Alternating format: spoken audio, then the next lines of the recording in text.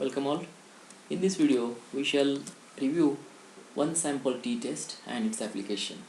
So one sample t-test is applied where we have to compare population mean with some specified value. So let us consider a null hypothesis saying population mean is equal to specified value, some specified value, and alternate hypothesis obviously will be population mean is not equal to that specified value. So please note, so t-test is applied when data is continuous and normal, and population variance is unknown for applying t-test. And if population variance is known, in that case z-test is most recommended. For applying t-test, we'll have to import certain libraries like import numpy as np are the directories which we are going to import, and from scipy let us import stats. So I have a data set already in the form of CSV file, so I'm going to import that file in Python. So I'll have to import pandas as pd first, and then that data1, which is data1 is equal to pd.read underscore csv is a command I'm going to use for importing my CSV file into bracket path. So this is my data, which is about 21 number of male candidate whose height is measured in centimeter. So we'll apply t-test for these particular observations using stats.t-test underscore 1sam is a command for that.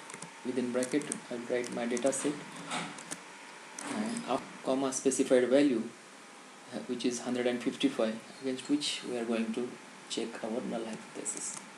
Stats.t-test, and you can see the test statistics and the p-value in front of you. 5.5846 is a test statistics and p-value is 1.808 into 10 raised to minus 5, which is far less than the level of significance, a default level of significance 5%. So since p-value is far less than the level of significance, the null hypothesis is rejected. Generally, null hypothesis is accepted if p-value is more than the level of significance. Now let us consider other case wherein the null hypothesis is same as above and the alternate hypothesis is population mean is more than 155. This is called as right tail test also, wherein the p-value is going to be changed and the test statistics will remain same. So let us verify this using stats.t.cdf, the cumulative distribution function, into bracket test statistics, comma,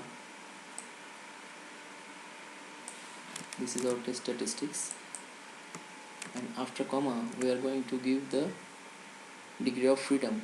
There are 21 observations and the degree of freedom is n-1, so 21 minus 21 is 20. So if you run this, you will find p-value is 9.104 into 10 raised to minus 6, which again is far less than the level of significance, which is 0.05. This means that the alternate hypothesis that population mean is more than 155 centimeter can be accepted. So this was all about one sample t-test, and so if you like our video, do like, share and subscribe for getting more fascinating inputs on Python and statistics. Thank you.